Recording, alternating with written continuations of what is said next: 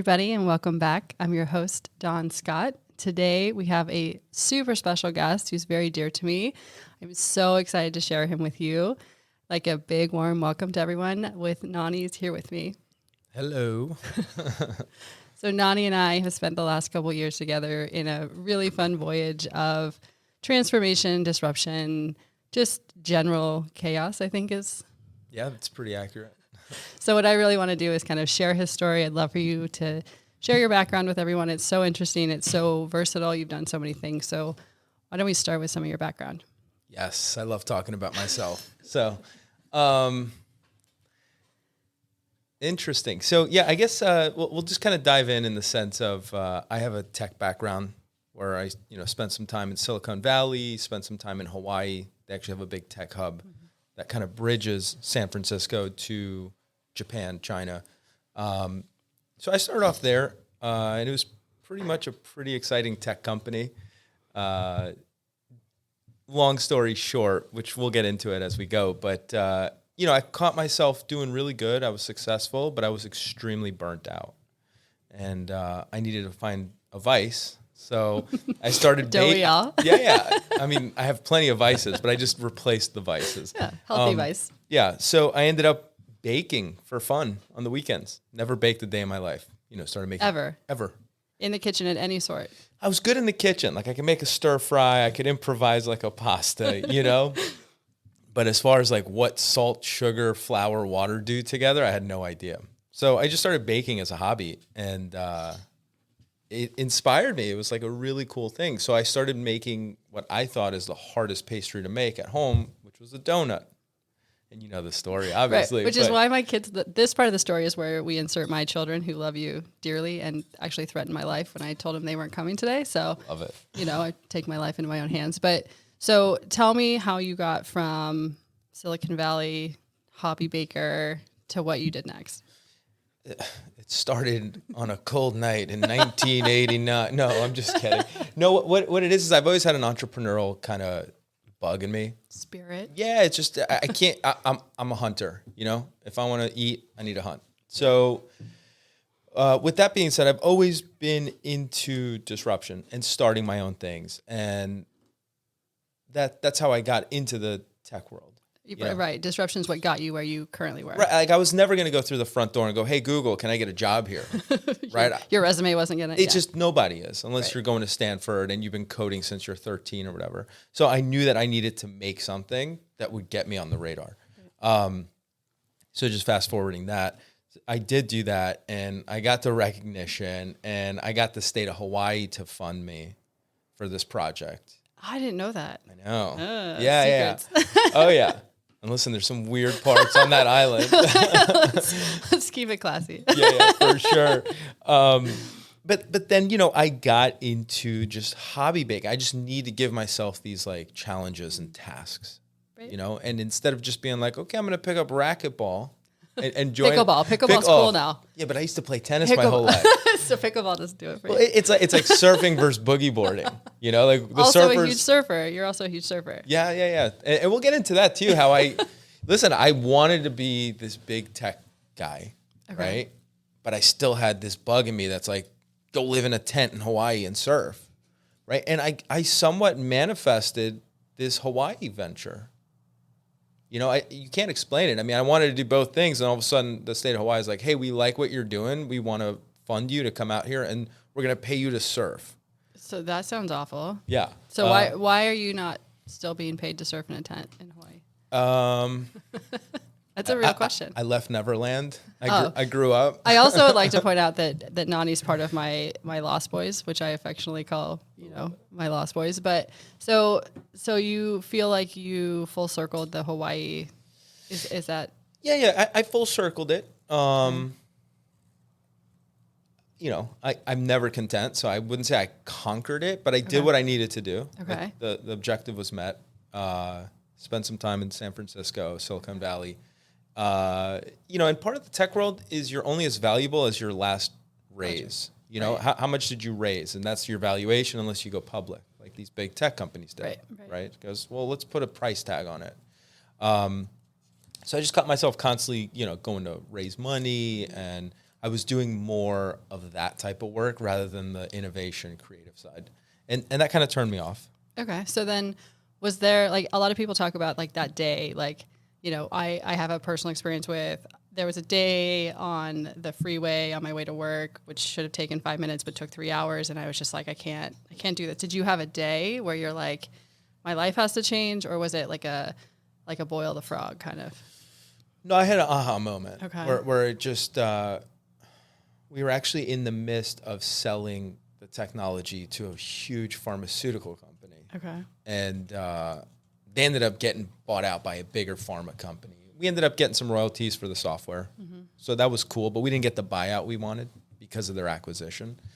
But at that moment, you know, I had a flight to go out to Austin to pitch. Awesome. And I was beat up. I was done.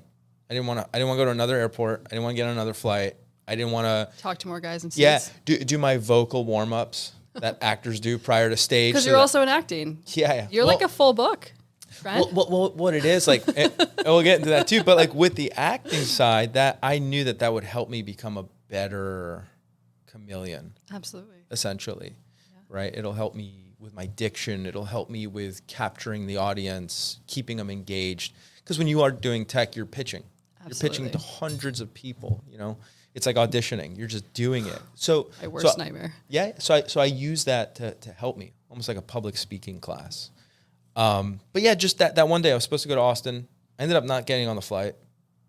It was like a breakdown, okay. You know. And then when I told the investors and the VCs, "Hey, I'm going to start a donut company," they were like, "You know, we got Charlie Sheen on our hands, basically." There's some stuff going on with this guy. We want to be a part of him. Yeah. So that it was just a moment, and you got to take those leaps in life. Absolutely. When it's just not right. Unless you got kids and you got mortgages and you got car payments, then you're kind of screwed. I mean, you have Calvin. You didn't have Calvin at this point.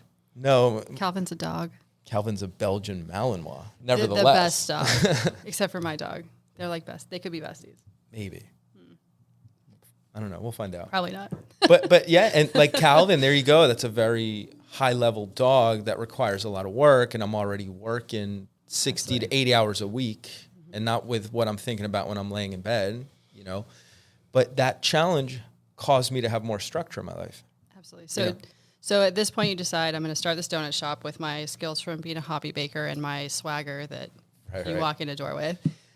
Tell me, how did that you signed a lease, right? I know your role was a little different, like your journey on that was a little different, but essentially you sign a lease, you buy a bunch of equipment, and then you put a sign out and you're like, I'm open for business. Like, what did that change look like?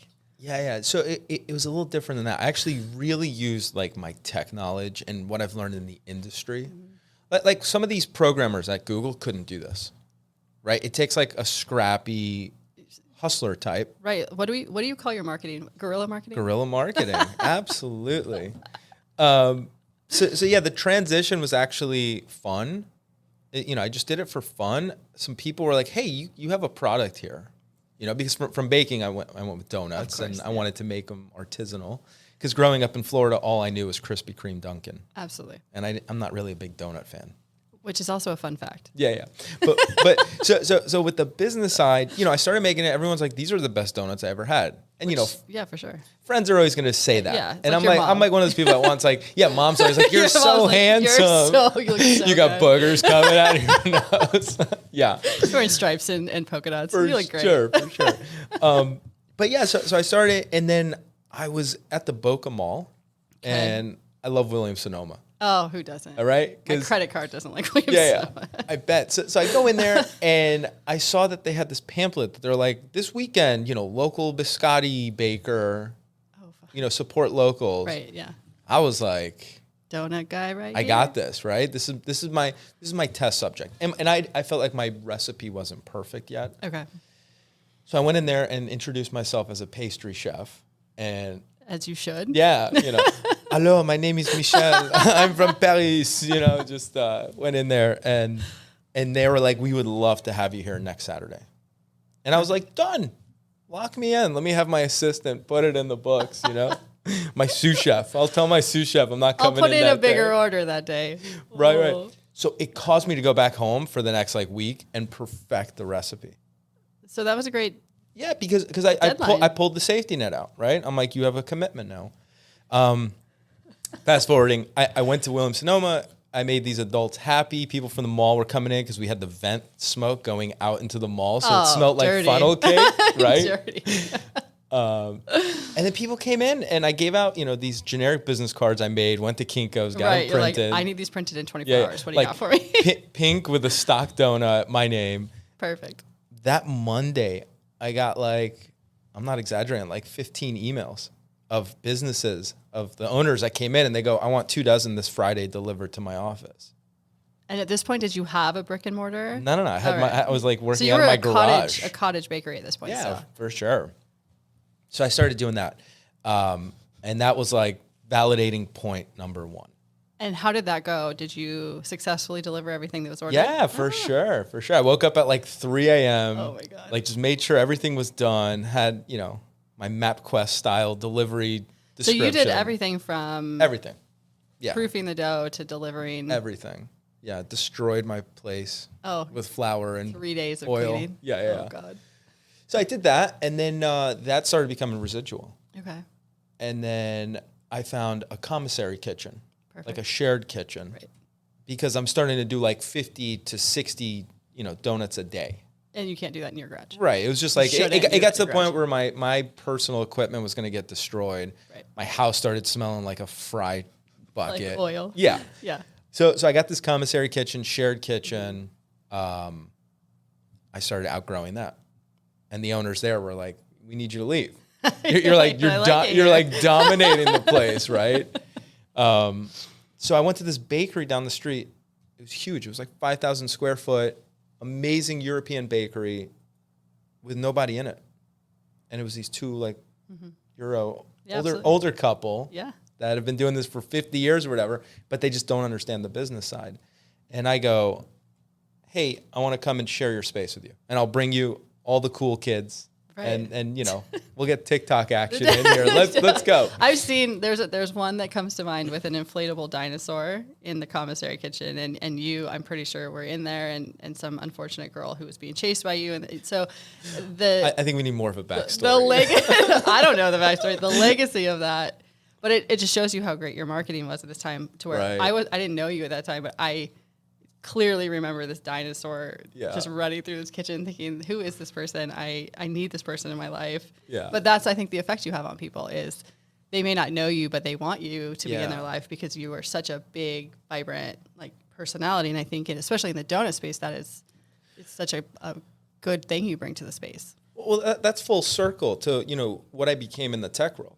I started disliking myself. Right, I liked what I was making financially, of course, and I liked the people I was rubbing elbows insurance with. There's so much going on there, but I became this slug, this I get on the bus and go to work and do the thing, and I'm waiting for death to show up. I'm getting busy dying. You're counting down to retirement. Yeah, who does that?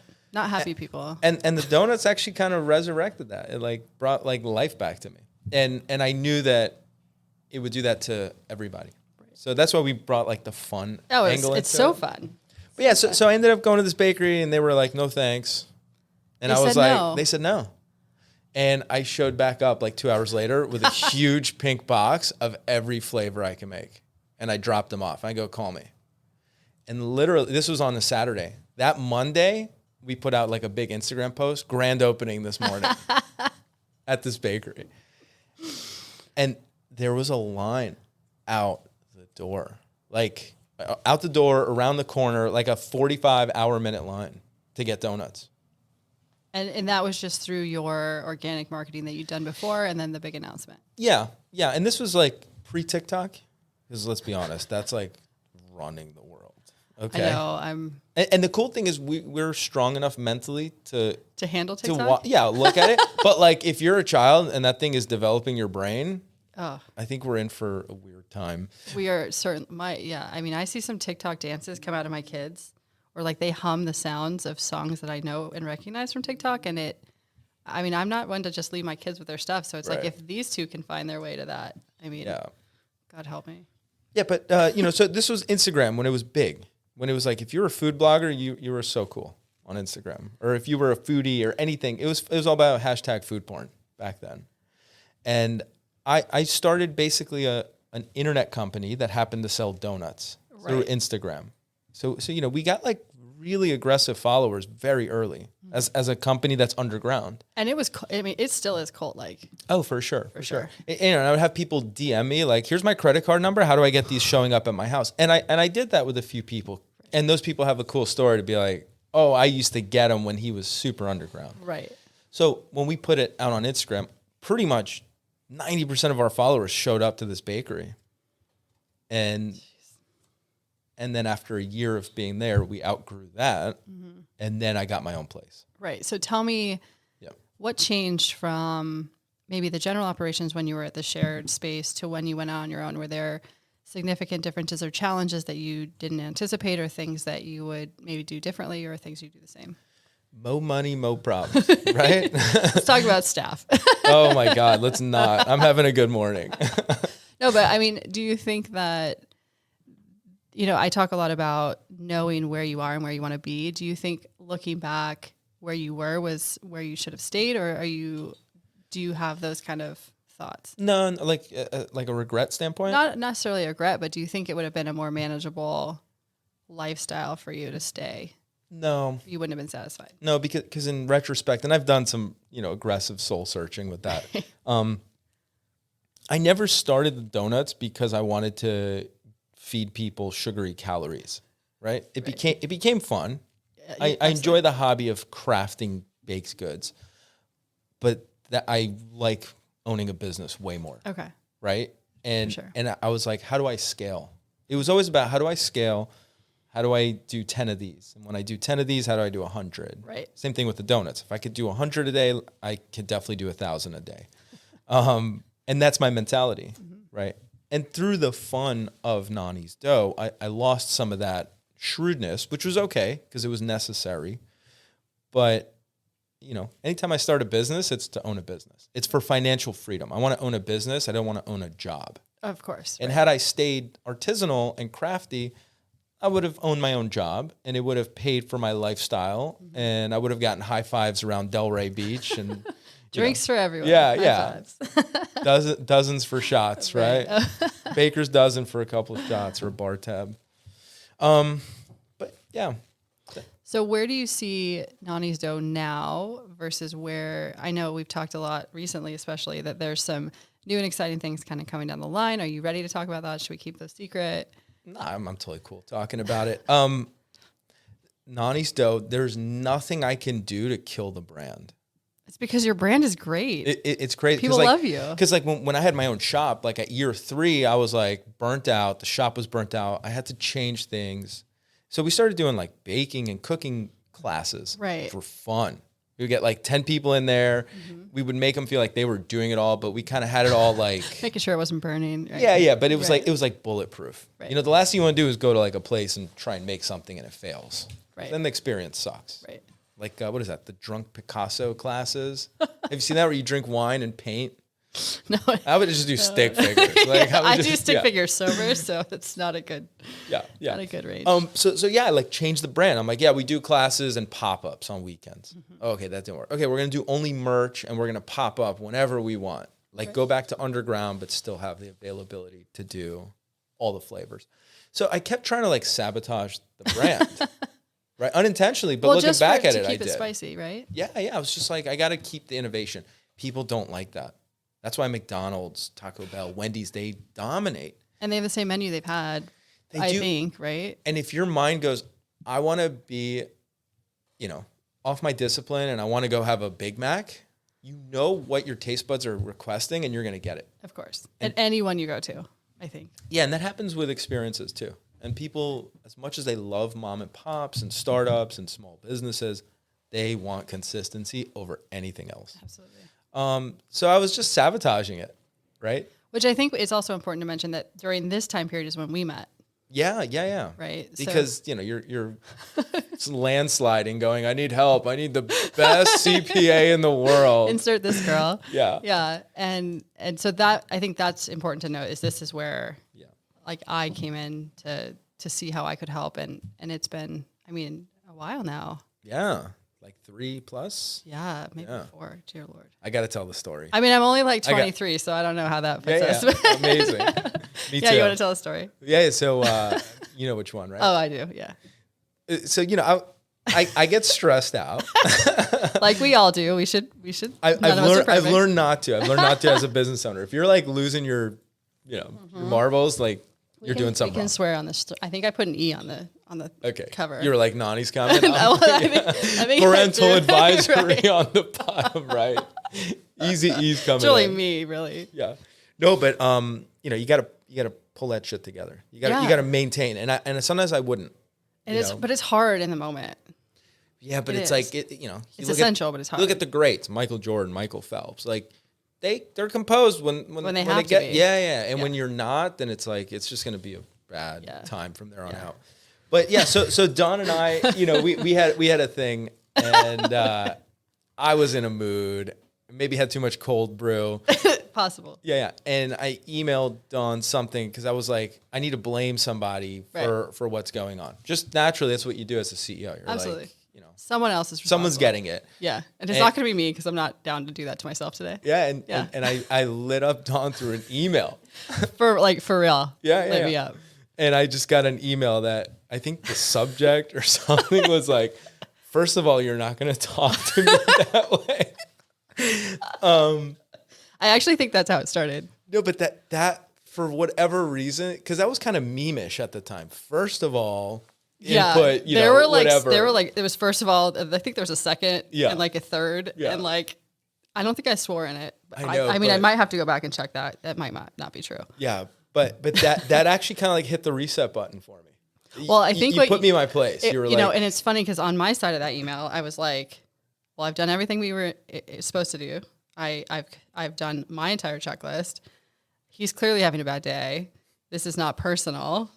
So here's our roadmap. Either you can keep doing this, which is fine, but I'm not going to be involved, or you can like put the cold brew down and like we can move forward, right?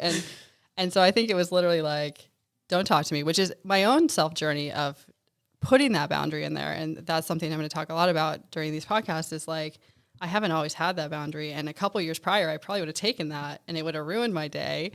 And then I would have like hated you for a while and we would probably got around it. But that was a personal boundary of mine. Like, no, dude, like I didn't mess up. Like, listen, I'm not perfect. I do mess up. And I will be like, yeah, dude, like my bad. Like, how do we rectify that? But that wasn't the situation. And then the second one was, well, you have a choice, right? Like I'll have a disengagement letter to you by the end of the day, I think was in there.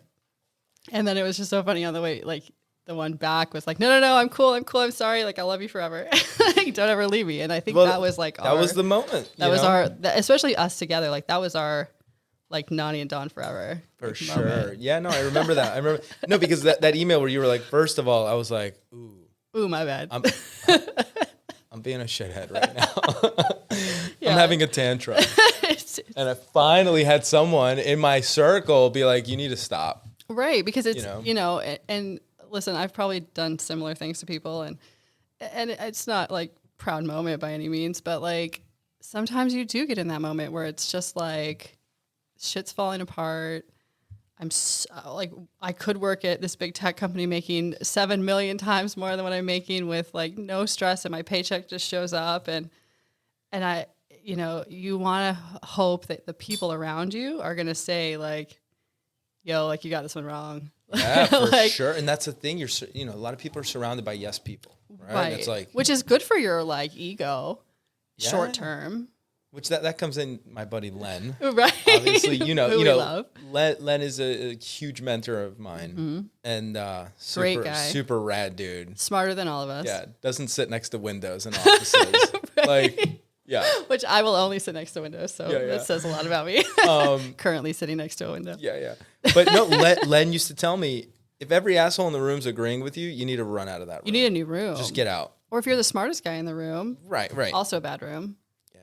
I tend to think I'm in those rooms all the time, which shows how dumb I am. I mean, it's hard. Like, it's hard to like, having a business is hard. Having a business that is doing well is hard for specific reasons. Having a business that's doing bad is hard for other reasons, and And people like you are not satisfied when businesses just run. Yeah. Right. Like if your business just runs smoothly every day, day in, day out, and is consistent, that doesn't move you.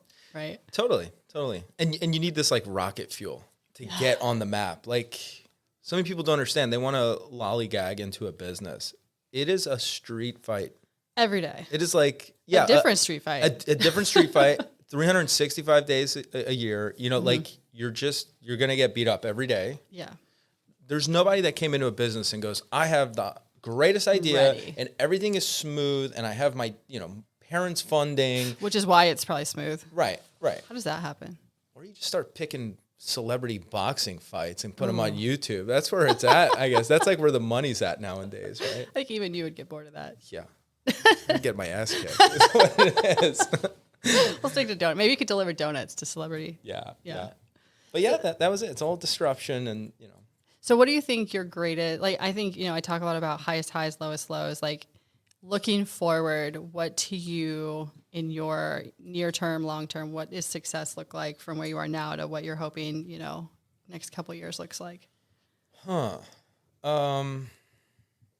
I've diversified myself with business and income. That's the thing. We constantly go, oh, how successful am I in life? How much money do you have? How much are you about to make? How many businesses do you have? Where it's like, that's not it. Right. I have a good quality of life right now. Mm-hmm. I still have the Nani's dough brand. Right. I still work on other projects because I enjoy that. But yeah, the future is being surrounded by the right people. Right? Like if I could do Nani's dough all over again, I would hire an executive chef. I would hire a store manager, an assistant manager, a marketing director, full staff. Like I would run it like a business. From day one. So anything I do moving forward, if it doesn't have, you don't need an executive chef and an HR director and things like that as a startup. I don't know. If you're in California, get that HR director. Yeah. But you do have to wear multiple hats as a CEO, but you don't want to be baking. If your next adventure is baking related, you don't want to be covering the shifts for the people who don't come in. Absolutely. That's the thing. There needs to be those systems and protocols in place. Right. And if you don't have that, then you're owning a job, period. Right. You're owning a job that pays you like 50 cents an hour and, requires you to do things that are not in your pay grade or not in your wheelhouse. Or not enjoyable. Right. Like when I had to come in and do dishes at Nani's dough, they had to get done. Of course. And it's like, okay, if I don't do them, they're not going to get done. Well, so New Year's Eve is a perfect example. The blow dry bar that I'm partners in, I have a partner who's magical and she runs most of the day-to-day operations, which is how it should be. She's much better equipped for that from a personality standpoint versus she is just better at that.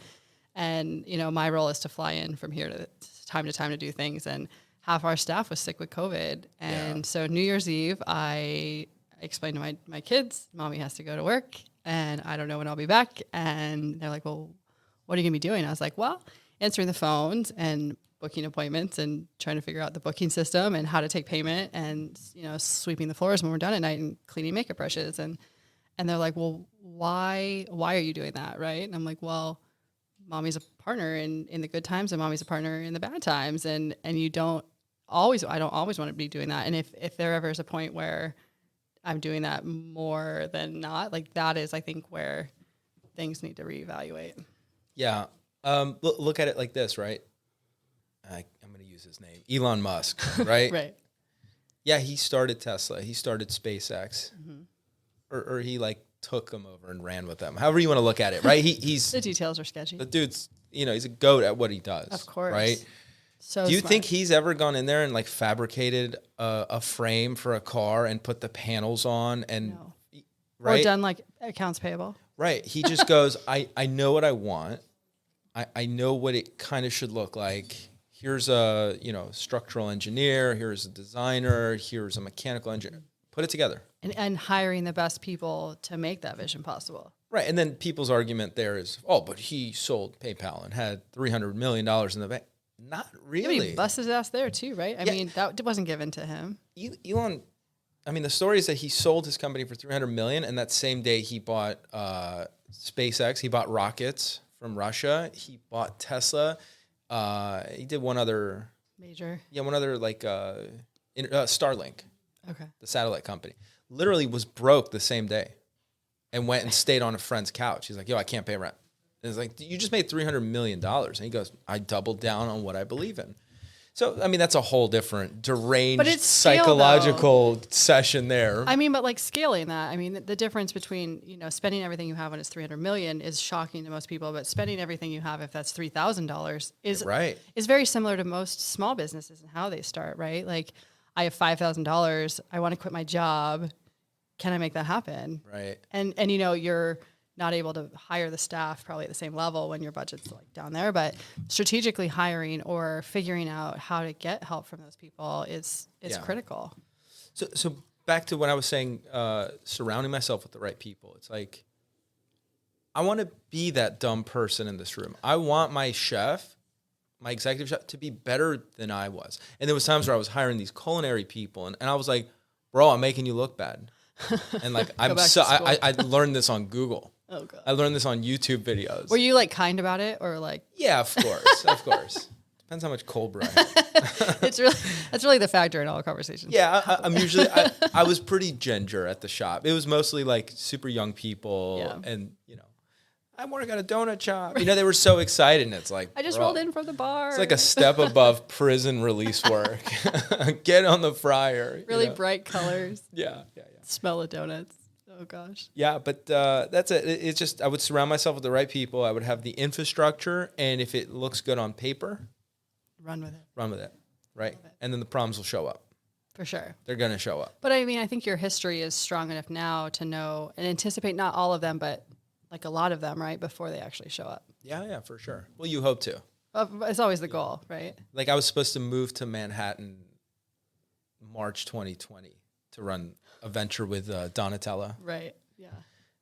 I mean, I was on those calls. Yeah. I literally packed up my place. I was moving to Manhattan and they were like, stand by. There's like this virus thing happening. Right. And then we all shut down. And then a week later, she's like, do not come to New York City. Because it's shut. So you don't, as soon as you're like, I have everything planned and then that happens. Right. You're like, I didn't see that coming. So like flexibility, I think is really like the key to everything. For sure. So I'm like so pumped. I think you're going to have to be a regular because I think we still have a lot to talk about. Yeah. And let me know. I'll start dominating these conversations. Oh, yeah. Yeah. No, that's why we have guests. I'm better. We're better together. Yeah, I'm totally down to do this. I love it. And yeah, we can talk about more than just donuts and how cool I am yelling at people. Yeah. Cold brew consumption. Should we get like a gauge? Yeah, right? I'm actually down to 1 cup a day now of coffee. That's pretty good. So, yeah. I'm like 5 shots in already. Right on. Yeah. I have kids. Well, thank you so much. Absolutely. It's always good to see you. Yeah, you too, Dawn. For sure. For sure. Let's do it. Absolutely. Well, thanks, guys. Thanks for listening. We always appreciate you here. You can listen to us on Apple Podcasts and Spotify and anywhere else you enjoy your shows.